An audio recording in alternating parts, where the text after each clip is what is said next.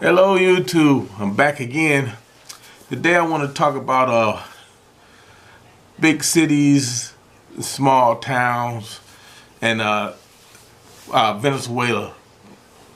Alright, so usually I don't talk politics, and I'm not going to talk politics today, even though I'm going to talk about Venezuela. What I'm going to talk about with Venezuela is the fact that when I watched TV on it, it seemed like it's all in one city. I mean, I know the country is in chaos, and I know things are happening. Been happening since Chavez was president. I mean, really, since '99. But I'm just saying that it seemed like the news crews are only going to Caracas.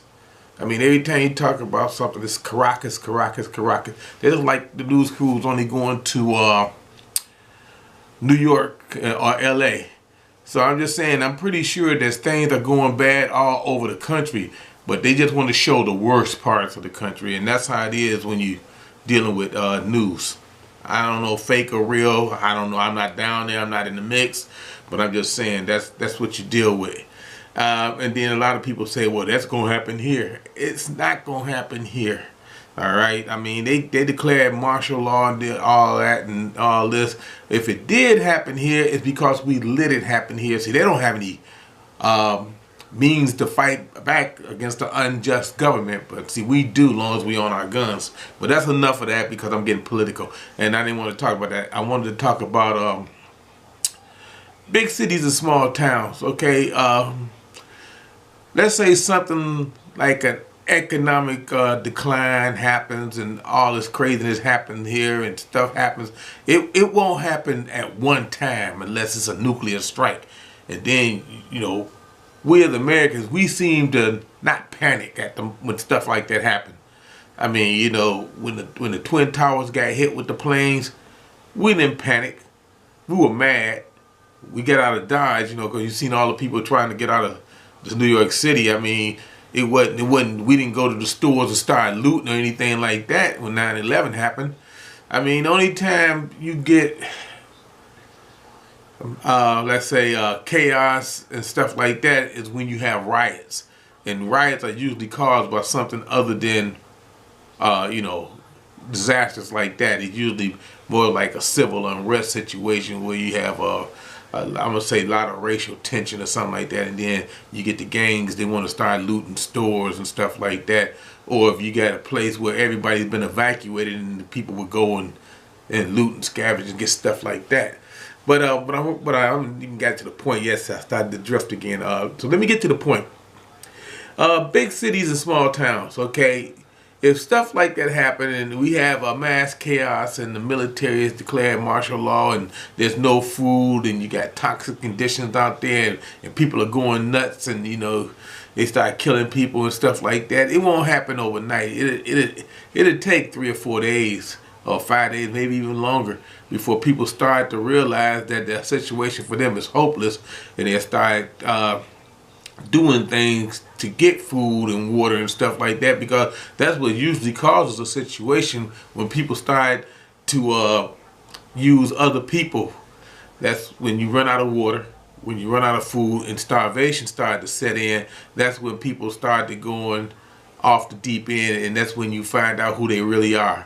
So when they start showing you who they really are, you better believe them. Don't let somebody you think that's a real good guy today end up starting to do things to you tomorrow, and you saying that ain't who you are. That's who they are. Trust me on that. Okay, when their resources run out and the government closes the city, they're gonna close the cities. They're gonna tell you to stay in your homes, and then they're gonna block the roads because nobody wants that craziness in their area. Nobody in the small towns want the big towns problems. Big city problems are big city problems. You done heard that a million times. They say the cities are death traps and most dangerous places to be. It will be. I mean, I have no delusions about what's going to be going on out there, but I know I'm going to be prepared to deal with it. Because, like I say, it's going to be a lot of death. And if somebody try to take what I got, it's going to be a lot of death around here, too. I'm not going to say I'm going to do anything to them. I'm just going to say that situations, what they may be, may dictate that somebody in my group might do something to them, okay? On that point, I just wanted to say that big cities, small towns, the big city problems are going to come to the small towns because people are going to try to get out of the cities. Even though maybe small communities might be closing their roads and stuff like that because they don't want you to come in there because you are an invader. Once you leave out this city, if you a city dweller and you in a big city and you and about 5, 6, 7, 8 million other people are saying we going out to the country because we ready, we got our bug out bags, you are an invader. You are not like locusts. You're going to their communities, you're going to try to take their stuff because you don't have 10 weeks worth of supplies in a bug out bag. So you think you're going to live off the land. You may kill a few deers, but what you're going to do in the long term, you're going to go and steal people vegetables and stuff like that out of their garden, kill their chickens, eat them. But that's another doom and gloom situation, and I don't really want to talk about that. But on a brighter note, I just wanted to say that I did start an urban garden. You know, I got containers, and I put some potatoes. You know, I got some seeded potatoes, and I got some greens, collard greens, and I'm starting me an urban garden. I already did. Me and my grandson's father, Yamtuv, we started it together. I might get him to come on the video and explain to you what he did because, you know, I don't do too well when I'm moving stuff around or digging holes or whatever, but he did most of the work, and so I will let him try to get on one of my videos and explain what he did. We put him in the containers because I'm in an urban setting. If things go bad out in the streets, I can move my garden inside, you know. I can move it inside. I don't have a lot. It's just the start. But and plus, if you got them in the containers, they cut down on the insects too, you know. So that's my urban grow garden. And like I said, I got potatoes and greens, and we're gonna see how that work out.